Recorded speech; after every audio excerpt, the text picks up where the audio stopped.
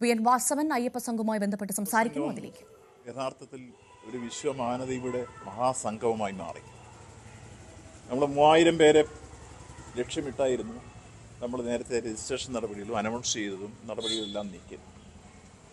എന്നാൽ പന്തല് ഞങ്ങൾ ഒരു 5000 പേർക്ക് ഇരിക്കാൻ ആവശ്യമായ രൂപത്തിൽ ക്രമീകരിക്കാൻ ഊരാളുങ്കൽ ലേബർ കോൺട്രാക്ട് സൊസൈറ്റിയെ ചുമതലപ്പെടുത്തിയിരുന്നു. അതുകൊണ്ട് അവരത് വളരെ ഭംഗിയായി മനോഹരമായി അത്രയും ആളുകൾ ഉൾക്കൊള്ളാൻ കഴിയുന്ന രൂപത്തിലേക്ക് തയ്യാറാക്കിയിരുന്നുകൊണ്ട് 4126 പേർ പങ്കെടുത്തിട്ടും നമുക്ക് ഹാളിൽ അവരെ മുഴുവൻ ഇരുത്താൻ പറ്റിയില്ലെങ്കിലും കുറേ പേർ സ്റ്റാൻഡ് ചെയ്യേണ്ടി വരും. ആ രൂപത്തിൽ 4000-നടുത്ത് കസേരകൾ നമുക്ക് കൊടുക്കാൻ കഴിഞ്ഞു. അത് കഴിഞ്ഞതിന് ശേഷമുള്ള സ്റ്റാൻഡിങ് ആയിട്ട് ആളുകളുണ്ടായിരുന്നു. അപ്പോൾ ആ ഉദ്ഘാടന സമ്മേളനം നടക്കുമ്പോൾ ആ സദസ്സും ഓഡിയൻസിനെയും കൊടുത്തിട്ടുള്ള ഒട്ടേറെ ദൃശ്യമാധ്യമങ്ങളുണ്ട്, സോഷ്യൽ മീഡിയ ഉണ്ട്. അതെടുത്ത് നോക്കിയാൽ മതി. മറ്റെല്ലാ തരത്തിലുള്ള തെറ്റായ പ്രചരണങ്ങൾ എന്നുവെച്ചാൽ ഇത് ആരംഭിക്കുന്നതിന് മുമ്പ് രാവിലെ 8 മണിക്കും 7:30 മണിക്കും 9 മണിക്കും ഒക്കെ എടുത്ത് ഒരേ ഭാഗം കൊടുത്തിട്ടുള്ള ആളുകളാണ് ഈ ഒഴിഞ്ഞ കസേര കാണിച്ചുകൊണ്ട് ഇത്തരത്തിലുള്ള തെറ്റായ പ്രചരണം നടത്തി. അതേസമയത്ത് 9:30 മണിക്കാണ് ഇവിടെ തന്ത്രികൾ, ശബരിമല തന്ത്രികൾ വന്ന് ഭദ്രദീപം കൊളുത്തുന്നു. ആ സമയത്തുമ്പോഴേക്ക് ഓഡിറ്റോറിയം നടന്നു. അത് കഴിഞ്ഞിട്ട് ബഹുമാന്യനായ മുഖ്യമന്ത്രി വേദിയിലേക്ക് എത്തുന്നത് 9:55. ആദ്യം കൈരപ്പുറം ദാമോദരൻ നമ്പൂതിരിയുടെ ഭക്തിഗാനത്തോടു കൂടിയാണ് സംഗമത്തിന് തുടക്കം കുറിച്ചത്. അപ്പോൾ 9:55 അത് ആരംഭിച്ചു. അപ്പോൾ ഓഡിറ്റോറിയം നിറഞ്ഞു കവിഞ്ഞ് ആളുകൾ നിൽക്കുന്ന ഇടയില്ലാത്ത രൂപത്തിലേക്ക് എത്തിച്ചു. ഉദ്ഘാടന സമ്മേളനം 10 മണിക്ക് ആരംഭിച്ചു, സ്വാഗതം ആരംഭിച്ചു. മുഖ്യമന്ത്രി പ്രസംഗിക്കുമ്പോഴേക്കും ഓഡിറ്റോറിയത്തിനിടയില്ലാതെ എല്ലാ സൈഡിലും ഭക്തജനങ്ങൾ നിൽക്കുന്ന ഒരവസ്ഥയുണ്ടായി. അങ്ങനെ പൊതുവിൽ ആ സമ്മേളനം സംഗമം ഉള്ളടക്കമെടുക്കുമ്പോൾ പങ്കെടുത്തിരുന്നത് 4126 പേരാണ്. 182 പേരാണ് വിവിധ വിദേശ രാജ്യങ്ങളിൽ നിന്നായി പങ്കെടുത്തിരുന്ന വിദേശപ്രതിനിധികൾ ഏറ്റവും കൂടുതൽ വന്നത് ശ്രീലങ്കയിൽ നിന്നാണ്, 39 പേരായി. അതുപോലെ മറ്റ് വിദേശ രാജ്യങ്ങളിൽ നിന്നുള്ള ഓരോന്നും കൃത്യമായി അക്കമിട്ട് ഏതൊക്കെ രാജ്യങ്ങളിൽ നിന്ന് ആരൊക്കെ വന്നു എന്നുള്ളത് ഇന്നലെ പത്രസമ്മേളനത്തിൽ കൃത്യമായി ഞാൻ വിശദീകരിച്ചു. 182 പേർ. ഇന്ത്യയിലെ വിവിധ സംസ്ഥാനങ്ങളിൽ നിന്നായി പങ്കെടുത്തിരുന്നത് 2125 പേരാണ്. അത് ഏതൊക്കെ സംസ്ഥാനത്തു നിന്നാണ് വന്നത് എന്ന കാര്യം, അതിൽ ഏറ്റവും കൂടുതൽ കേരളം കഴിഞ്ഞാൽ വന്ന സംസ്ഥാനം തമിഴ്നാടാണ്. തമിഴ്നാട്, കർണാടക, ആന്ധ്രാപ്രദേശ്, തെലുങ്കാന, ഒഡീഷ, ഡൽഹി, ഛത്തീസ്ഗഡ്, പഞ്ചാബ്, ഗുജറാത്ത്, മഹാരാഷ്ട്ര തുടങ്ങിയിട്ടുള്ള ഉത്തരേന്ത്യൻ സംസ്ഥാനങ്ങളിൽ നിന്നുൾപ്പെടെ 2125 ആളുകൾ പങ്കെടുത്തു. അവശേഷിച്ച 1819 പേർ കേരളത്തിൻ്റെ വിവിധ പ്രദേശങ്ങളിൽ രജിസ്റ്റർ ചെയ്ത് തിരുവിതാംകൂർ ദേവസ്വം ബോർഡിന് പുറമെ കൊച്ചിൻ ദേവസ്വം ബോർഡ്, മലബാർ ദേവസ്വം ബോർഡ്, അതുപോലെ തന്നെ കൂടൽമാണിക്യ ദേവസ്വം ബോർഡ്, ഗുരുവായൂർ ദേവസ്വം ബോർഡ്, ഈ ദേവസ്വം ബോർഡുകളെല്ലാം കേന്ദ്രീകരിച്ച് അവർ പ്രത്യേകമായി തയ്യാറാക്കിയ വാഹനങ്ങൾ നേരത്തെ പറഞ്ഞിരുന്നതനുസരിച്ചുള്ള അയ്യപ്പന്മാരെയും കൂടി അണിനിരത്തി കഴിഞ്ഞപ്പോൾ നമുക്ക് ടോട്ടൽ 4126 പേർ നമുക്ക് നമ്പർ എണ്ണി രജിസ്റ്റർ ചെയ്ത് വന്നെങ്കിൽ അതിന് പുറമെ തീർത്ഥാടകരായി ഒരുപക്ഷെ വന്നിട്ടുള്ളവരുൾപ്പെടെ കയറിയിട്ടുണ്ടാവാം. അതിൽ മറ്റ് ജീവനക്കാരൻ്റെ ഒന്നും കണക്കുകൾ കൂട്ടാതെയാണ് ഞങ്ങൾ ഈ കാര്യങ്ങൾ സൂചിപ്പിച്ചത്. നമുക്ക് പിന്നീട് ബഹുമാനപ്പെട്ട കേരള ഹൈക്കോടതി ഇതിന് അനുമതി തരുമ്പോൾ തന്നെ നിർദ്ദേശിച്ചിട്ടുള്ള 2-3 കാര്യങ്ങളുണ്ട്. അതിലൊന്ന്, നിലവിലുള്ള തീർത്ഥാടകർക്ക് എന്നുവെച്ചാൽ ശബരിമല 1-ാം തീയതിയോടനുബന്ധിച്ച് നട തുറന്ന് ദർശനത്തിന് വേണ്ടി തീർത്ഥാടകർ എത്തിക്കൊണ്ടിരിക്കുന്നൊരു സന്ദർഭമാണ്. അത് ഇന്നത്തെ കൂടിയുണ്ട്.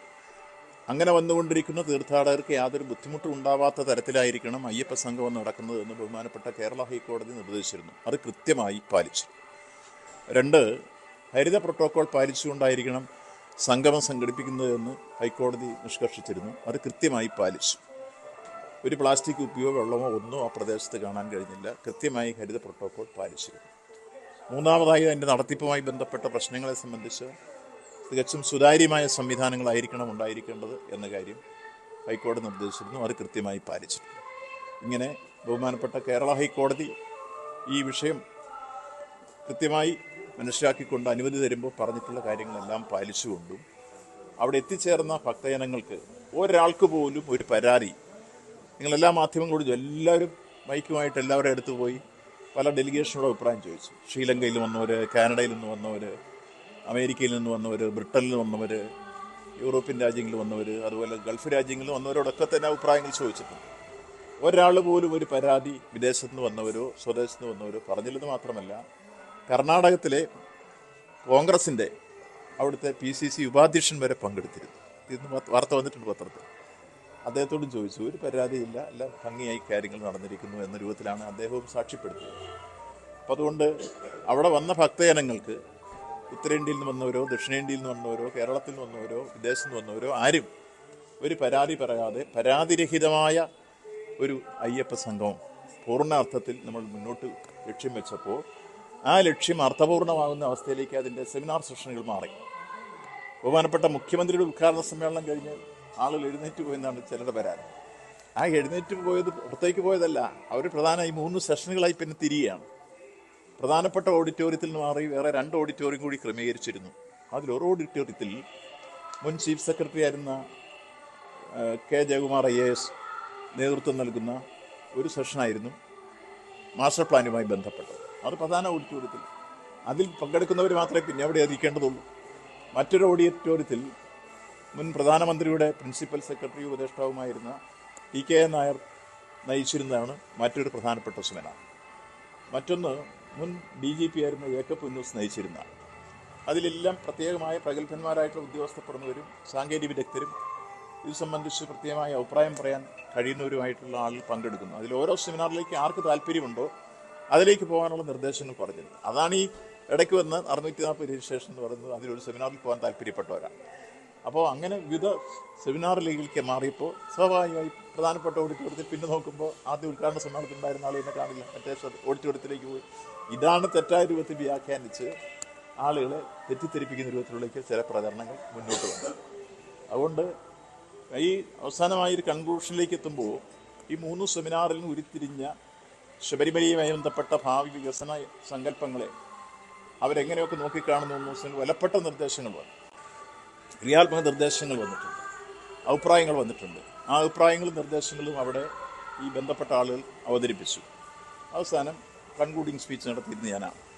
അപ്പോൾ ആ കാര്യത്തിൽ അവരെല്ലാം മുന്നോട്ട് വെച്ച കാര്യങ്ങൾ ഉൾപ്പെടെ നാളുകളിൽ പ്രാവർത്തികമാക്കാൻ ഏത് തരത്തിൽ മുന്നോട്ട് നീങ്ങണം എന്നത് സംബന്ധിച്ച് കൂടിയാലോചിച്ച് ഒരു 18-അംഗ കമ്മിറ്റിയെ ആ സമ്മേളനം തിരഞ്ഞെടുത്തു, ആ സംഗമം തിരഞ്ഞെടുത്തു. ആ 18-അംഗ കമ്മിറ്റി ഈ വന്ന നിർദ്ദേശങ്ങളെല്ലാം എഴുതി തരുന്ന ഉൾപ്പെടെ പരിശോധിച്ച് ക്രോഡീകരിച്ച് പരിശോധിച്ച് എന്തൊക്കെ അതിൽ തീർപ്പാക്കണം എന്നുള്ളത് നിർദ്ദേശിക്കാൻ വേണ്ടിയുള്ള ഒരു കമ്മിറ്റി എന്ന രൂപത്തിലാണ് അതിനെ തിരഞ്ഞെടുത്തത്.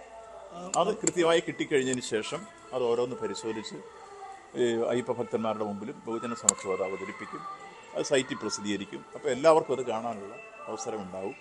അതിന് ശേഷമായിരിക്കും അതിൻ്റെ ഭാവി പ്രവർത്തനങ്ങൾ, നമ്മൾ വികസന സങ്കല്പങ്ങൾ യാഥാർത്ഥ്യമാക്കാൻ വേണ്ടിയുള്ള തുടക്കം കുറിക്കുക. ഇത് കേവലം ഒരു പ്രചരണത്തിന് വേണ്ടി സംഘടിപ്പിച്ച സംഘവുമല്ല. അവിടെ വന്നിട്ടുള്ള ഫലപ്രദമായ ക്രിയാത്മക നിർദ്ദേശങ്ങളും പശ്ചാത്തല വികസന സൗകര്യങ്ങളും ആഗോള തീർത്ഥാടന കേന്ദ്രമാക്കി മാറ്റി തീർക്കുക എന്ന ആത്യന്തിക ലക്ഷ്യവും നടപ്പാക്കാൻ വേണ്ടിയുള്ളതാണ് എന്ന രൂപത്തിൽ തന്നെ പിന്നീട് അതിൻ്റെ തുടർ പ്രവർത്തനങ്ങൾ ഉണ്ടാവും. അതാണ് പൊതുവിൽ നിർദ്ദേശിക്കാൻ. അതാണ് ഈ കാര്യത്തിൽ ഏറ്റവും പ്രാധാന്യം അർഹിക്കുന്ന കാര്യം. ഈ ഒഴിഞ്ഞ കസേരകൾ AI നിർമ്മിതിയാണെന്നുള്ളതാണ് പാർട്ടി സംസ്ഥാന സെക്രട്ടറിയൊക്കെ പറഞ്ഞിരിക്കുന്നത്. ശരിയാണ്? അല്ല, അത് ഇപ്പോൾ അദ്ദേഹം ഈ കാര്യം നേരത്തെ തന്നെ ഉള്ളടക്കം ദൃശ്യമാധ്യമങ്ങളിൽ കണ്ടിട്ടുണ്ട്, സോഷ്യൽ മീഡിയയിൽ കണ്ടിട്ടുണ്ട്. ഞങ്ങൾ വിശദീകരിച്ചു, കൃത്യമായി നമ്പർ സഹിതമാണ് ഞങ്ങൾ പറഞ്ഞത്. ആ ഒഴിഞ്ഞ കസേരകൾ എടുത്തത് ഞങ്ങൾ നേരിൽ കണ്ടതാണ്. ഈ സമ്മേളനം തുടങ്ങുന്നതിന് മുമ്പേ ചില കൂട്ടർ വന്നത് എടുത്തുകൊണ്ട് പോയിട്ട് അത് കൊടുത്തു തുടങ്ങിയത് പിന്നെ അങ്ങ് കൊടുത്തുകൊണ്ടിരിക്കുകയാണ്. അത് സ്വാഭാവികം ഒരു തുടക്കഘട്ടത്തിൽ ആദ്യം കുറേ ഒന്നും വരും. അതിൻ്റെ തുടക്കം ആരംഭിക്കുന്ന ഞാൻ ഓരോ ടൈം വെച്ച് ഞാൻ പറഞ്ഞല്ലോ. 9:55 എത്തുമ്പോൾ ഓഡിറ്റോറിയം നിറഞ്ഞു കവിഞ്ഞ് ആളുകൾ നിൽക്കുന്ന രൂപത്തിലേക്ക്, ഭക്തർ നിൽക്കുന്ന സ്ഥലത്തേക്ക് 8 മണിക്കും 7:30 മണിക്കും എടുത്തവർക്ക് ഇങ്ങനെ ഉണ്ടാവും. അത് വെച്ചൊരു പ്രചരണം നടത്തി രാഷ്ട്രീയപരമായിട്ട് അതിനകത്ത് പല സംഘവിധ താല്പര്യങ്ങളുണ്ടാവും. അതിനൊന്നും ഞങ്ങൾ അത് അവരുടെ സ്വാതന്ത്ര്യമാണ്, അവർ ചെയ്യട്ടെ. പക്ഷേ സത്യസന്ധമായി മാധ്യമ പ്രവർത്തനം നടത്തിയവർ ഇന്നലെ ലാസ്റ്റിൽ ഒരു മാധ്യമം ആ രൂപത്തിൽ സംബന്ധിച്ച് കൃത്യമായി കാര്യങ്ങൾ കണക്കുകൾ സംസാരിക്കുന്ന ഞാൻ കേട്ടു. അപ്പോൾ സത്യസന്ധമായി കാര്യങ്ങൾ അവതരിപ്പിച്ച മാധ്യമങ്ങളുണ്ട് ഭൂരിപക്ഷം. അവരാരും ഇന്നത്തെ മാധ്യമങ്ങൾ പത്രങ്ങളെടുത്തു, എല്ലാ പത്രങ്ങളിലും നിങ്ങളൊന്ന് പരിശോധിച്ച് നോക്കി. കൃത്യമായി ആ ഓഡിയൻസിൻ്റെ പാഠം സഹിതം കൊടുത്തിട്ട് അതിനെക്കുറിച്ചൊരു ആക്ഷേപം പറഞ്ഞിട്ടില്ല. വെള്ളാപ്പള്ളി മുഖ്യമന്ത്രി ഇറങ്ങിയത് വന്ന അതിനെ വിമർശനം ഉയർന്നു വരുന്നത് അതിനൊരു വിമർശനത്തിൻ്റെ കാര്യമില്ല. കാരണം അവിടെ താമസിച്ചിരുന്ന സ്ഥലം പമ്പ PWD റെസ്റ്റ് ഹൗസാണ്. അവിടെ മറ്റേ അദ്ദേഹം വന്നിരുന്നു. ഈ ഓഡിറ്റോറിയത്തിലേക്ക് ഏതാണ്ട് 100 മീറ്റർ മാത്രമേ ദൂരമുള്ളൂ. അവിടെ നിങ്ങോട്ട് നടന്നു കയറുന്നതിന് പകരം അദ്ദേഹം കൂടെ സ്വാഭാവികമായിട്ട് ഇതിൽ പങ്കെടുക്കാൻ വന്ന ഒരേ ലക്ഷ്യത്തിൽ വന്ന ആളുകളാണ് രണ്ടുപേരും സംഗമത്തിൽ പങ്കെടുക്കുക. അവിടെ അവർ ഇറങ്ങുന്നതിനേക്കാൾ കുഴപ്പം അതിനകത്ത് വേറെ ഒരു അപകടം എന്താ ഒറ്റ ഉദ്ദേശമല്ലേ ഉള്ളൂ, അയ്യപ്പ സംഗമം. രണ്ടുപേരും ഇതിന് വന്നതാണ്. വെള്ളാപ്പള്ളി നടേശൻ പറഞ്ഞത് മുഖ്യമന്ത്രി ഭക്തനാണെന്നുള്ളതാണ്. ഇന്നലെ രമേശ് ചെന്നിത്തല തിരിച്ചു ചോദിക്കുന്നു, മുഖ്യമന്ത്രി തന്നെ പിണറായി തന്നെ അത് പറയട്ടെ ഭക്തനാണോ ഇല്ലയോ എന്നുള്ളത്. ശബരിമല യുവതി പ്രവേശനമൊക്കെ നടത്തി അത് തെറ്റായി പോയി, അത് ഖേദം പ്രകടിപ്പിക്കുന്നു എന്ന് പിണറായി പറഞ്ഞോ എന്നുള്ളതാണ് ചെന്നിത്തലയുടെ ചോദ്യം. ചെന്നിത്തലയ്ക്കും അതുപോലെ തന്നെ ആ വിമർശകർക്കും എല്ലാം തികഞ്ഞ രാഷ്ട്രീയ ദുഷ്ടലാക്കും അതിനനുസരിച്ചുള്ള പ്രതികരണമാണ് വരുന്നത്. ഇവിടെ ഈ അംഗീപ്രസംഗം സംഘടിപ്പിച്ചതിന് മുഖ്യമന്ത്രിക്കോ ഇടതുപക്ഷ മുന്നണി ഗവൺമെൻറ്റിനോ ദേവസ്വം ബോർഡിനോ രാഷ്ട്രീയ ദുഷ്ടലാക്കില്ലെന്ന് മാത്രമല്ല, ശബരിമലയെ ആഗോള തീർത്ഥാടന കേന്ദ്രമാക്കി മാറ്റുക എന്ന ആത്യന്തികമായ ലക്ഷ്യം മാത്രമാണുള്ളത്. അതുകൊണ്ട് അതിനെ മറ്റൊരു രൂപത്തിലേക്ക് വഴിതിരിച്ചു വിടാൻ അവർ ശ്രമിച്ച് ഇതിനെ വിവാദമാക്കാൻ പറ്റുമെന്ന് പല രൂപത്തിൽ പരിശ്രമിച്ച് അസംബ്ലി വരെ പരിശ്രമിച്ചു, നടന്നില്ല. അപ്പോൾ പിന്നെ അതിൻ്റെ വിഷമങ്ങൾ ഓരോ തരത്തിൽ അവർ തീർത്തുകൊണ്ടിരിക്കുക. ആ വിഷമങ്ങൾ ഇങ്ങനെ ഈ നമ്മൾ പറയല്ലേ, കുശുമ്പിനും അസൂയയ്ക്കും മരുന്നില്ല, കഷണ്ടിക്കൊന്നും മരുന്നില്ല. ആ രൂപത്തിൽ ഇല്ല അദ്ദേഹത്തിന്റെ നിലപാടും എപ്പോഴും അദ്ദേഹം പ്രഖ്യാപിച്ചിട്ടുണ്ട്. അദ്ദേഹം അവിടെ സംസാരിച്ചത് നിങ്ങളും കേട്ടതാണ്. എല്ലാം വളരെ അളന്നു തൂക്കി വളരെ ശാസ്ത്രീയമായിട്ട് എന്താണ് ഇതിൻ്റെ ആത്യന്തിക ലക്ഷ്യം എന്ന് ഭംഗിയായി മനോഹരമായി അത് മനസ്സിലാകുന്ന ഭാഷയിലാണ് വിശദീകരിച്ചിട്ടുള്ളത്. അതിനെ മറ്റൊരു രൂപത്തിൽ ആരും വ്യാഖ്യാനിക്കേണ്ടതില്ല തെറ്റായ രൂപത്തിൽ. യെസ്, മൂന്ന് വിഷയങ്ങളിലായിരുന്നു പാനൽ ഡിസ്കഷൻ. ഒന്ന് master plan Thiruvananthapuram engineering college തയ്യാറാക്കി 1033 കോടി രൂപയുടെ പ്രോജക്റ്റാണ് 3 ഘട്ടങ്ങളിലായി നടപ്പാക്കുക. അത് സംബന്ധിച്ച് സാനിറ്റേഷൻ്റെ പ്രശ്നങ്ങളുണ്ട്, അതോടൊപ്പം തന്നെ സഞ്ചാരയോഗ്യമായ പാതയുടെ പ്രശ്നമുണ്ട്, അമ്യൂണിറ്റി സെൻറ്റർ നിർമ്മിക്കുന്നതിൻ്റെ വിഷയങ്ങളുണ്ട്, ഇപ്പോൾ ഉള്ള കെട്ടിടങ്ങൾ ഏതൊക്കെ തരത്തിലേക്ക് മാറ്റണമെന്നുള്ളതുണ്ട്, അതുപോലെ തന്നെ പാരിസ്ഥിതിക പ്രശ്നം സംരക്ഷിക്കുന്ന നിർദ്ദേശങ്ങളുണ്ട്. ഇതെല്ലാം മുന്നോട്ട് വെച്ചുകൊണ്ടുള്ള മാസ്റ്റർ പ്ലാനാണ് തിരുവനന്തപുരം എഞ്ചിനീയറിംഗ് വളരെ ശാസ്ത്രീയമായി തന്നെ പഠനം നടത്തിയാണ് തിരുവനന്തപുരം എഞ്ചിനീയറിംഗ് കോളേജ് തയ്യാറാക്കിയിട്ടുള്ളത്. വിദഗ്ധരൊക്കെ പരിശോധിച്ചു അഭിപ്രായം പറഞ്ഞു. അവരത് പ്രസൻറ്റ് ചെയ്തപ്പോഴും വളരെ നമുക്ക് ഭംഗിയായി മനസ്സിലാകുന്ന രൂപത്തിൽ അത് പ്രസൻറ്റ് ചെയ്യുണ്ടായി. ആ പ്രസൻറ്റേഷൻ തന്നെ അവിടെ ഇരുന്ന ആൾക്കൊക്കെ വളരെ ഒരു ഹൃദയസ്പർശിയായി മാറുന്ന രൂപത്തിലായിരുന്നു അവരുടെ പ്രസൻറ്റേഷൻ. അതുകൊണ്ടാണ് നല്ല പ്രതികരണങ്ങൾ അതിനെ സംബന്ധിച്ച് ആ സെമിനാറുകളിൽ നിന്ന് ഏറ്റവും വിദഗ്ധരായിട്ടുള്ള ആളുടെ അഭിപ്രായം പറയാൻ കയറി വന്നത് എല്ലാത്തിനെക്കുറിച്ചും. ഒന്നത് ഞാനിതൊന്ന് ഈ ചോദിച്ചിട്ട് രണ്ടാമത്തെ കാര്യം, ഇങ്ങനെ ഒരു പിൽഗ്രിം ടൂറിസ്റ്റ് കേന്ദ്രമാക്കി ഇതിനെ മാറ്റാം. അത് ബഹുമാനായ മുൻ പ്രധാനമന്ത്രിയുടെ പ്രിൻസിപ്പൽ സെക്രട്ടറി ആയിരുന്ന TK നായരായിരുന്നു അത് നയിച്ചിരുന്നത്. അദ്ദേഹം കുറേ കൂടി വിപുലവും വിശാലമായ രൂപത്തിൽ അതിനെടുത്തുകൊണ്ട് തന്നെ തത്വമസി എന്ന ആ സന്ദേശത്തിൻ്റെ വലിയ രൂപത്തിലുള്ള ആഗോളതലത്തിലുള്ള ഒരു വീക്ഷണവും വിശ്വമാനവീയതയെ ഉയർത്തിക്കൊണ്ടുവരുന്ന ആ സംസ്കാരവും അത് കൂടുതൽ തരത്തിൽ ഉയർത്തിക്കൊണ്ടുവരാൻ സഹായിക്കുന്ന രൂപത്തിലേക്ക് ഇത് പിൽഗ്രിം ടൂറിസം സെൻറ്റർ എന്ന രൂപത്തിലേക്ക് മാറണം എന്ന വിപുലവും വിശാലവുമായ മതസൗഹാർദ്ദത്തിൻ്റെ സങ്കേതമാക്കി മാറ്റണമെന്ന രൂപത്തിലാണ് അദ്ദേഹത്തിൻ്റെ സജഷൻ ആ സ്പീച്ചിൽ നിന്ന് അവിടെ അവതരിപ്പിക്കപ്പെട്ടത്. K. ജയകുമാർ അതിനെക്കുറിച്ച് സൂചിപ്പിച്ചപ്പോൾ വളരെ ശ്രദ്ധേയമായൊരു പോയിൻ്റ് അവതരിപ്പിക്കുകയുണ്ടായി. ക്രൗഡ് മാനേജ്മെൻ്റ് എന്നുള്ള ടൈറ്റിൽ മാറിയിട്ട് പിൽഗ്രിം ടൂറിസത്തിൻ്റെ മാനേജ്മെൻറ്റ് എങ്ങനെ എന്നുള്ള രൂപത്തിലേക്കാക്കി മാറ്റണം. ക്രൗഡ് മാനേജ്മെൻ്റ് എന്ന് വരുമ്പോൾ ഒരു പക്ഷേ വരുന്ന ക്രൗഡിനെ നിയന്ത്രിക്കാൻ പോലീസിന് ചിലപ്പോൾ ബലപ്രയോഗങ്ങളോ തെറ്റായ രൂപത്തിലുള്ള സമീപനമൊക്കെ സ്വീകരിക്കേണ്ടി വരും. അതുപോലും തോന്നാൻ പാടില്ല. അതിൽ പിൽഗ്രിം ടൂറിസം ആകുമ്പോൾ കുറേ കൂടി ആളുകൾക്കത് വളരെ വ്യക്തമായി മനസ്സിൽ പതിയുന്ന രൂപത്തിലേക്ക് അതിൻ്റെ സൗമ്യതയും ഒപ്പം ആതിഥേയ സംസ്കാരത്തിൻ്റെ ഉയർന്ന രൂപവുമെല്ലാം പ്രതിഫലിക്കും.